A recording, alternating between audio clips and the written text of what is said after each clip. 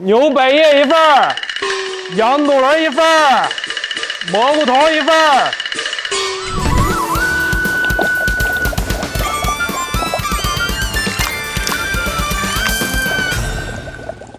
挺好，难得你来北京，到了北京我就必须请你吃点地道的。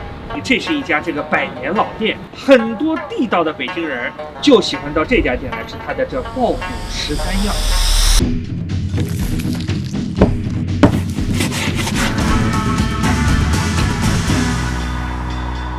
咱家的爆肚是13种，羊有9种，牛有4种。火锅界的满汉全席啊，所以这个就都是已经涮好的，这叫水爆。爆是要讲究一定的火候，水温特别主要。然后涮呢，像咱们自己涮羊肉，这个也不讲究什么火候啊、温度啊，就随心随欲的。还有一个是要有好料，祖传秘制的麻酱小料，蘸拖鞋都好吃。我迫不及待的要吃这个肚仁。对，肚仁得6、7只羊才能出这么一小盘，口感最好，快尝。咯吱咯吱的，吃起来特别的脆弹，我自己都听到我自己脑门响。羊蘑菇头呢是羊的胃和肠的连接处，比羊肚仁还金贵。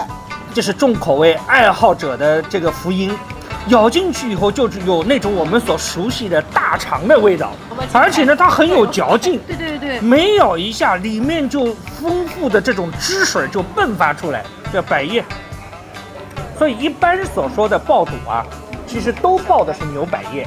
爆肚拌上这个花生酱，哇，这个麻酱太香了。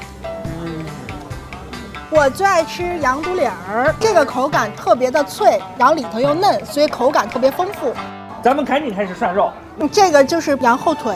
一般说考验鲜羊肉好不好，就叫立盘不倒，涮个10几秒就可以了。我们用的都是内蒙的鄂尔多斯阿尔巴斯的山羊，口感就比较嫩滑，而且有嚼劲儿。我觉得新鲜的羊肉是没有膻味儿的。这是羊膜裆，腿肉大腿根儿。来，这个更嫩，这有牛肉的口感。对，我觉得吃涮肉啊，它其实不但是吃饭，更是同桌之间友人们的一种互动。一大盘肉，咵嚓一下子全倒下去，筷子和筷子在这个锅里面相互缠斗，这就是大家一起热络、感情升温的一个过程。所以这一炉暖暖的冬日的火锅，不但煮熟了食物，更是升温了朋友们的情感。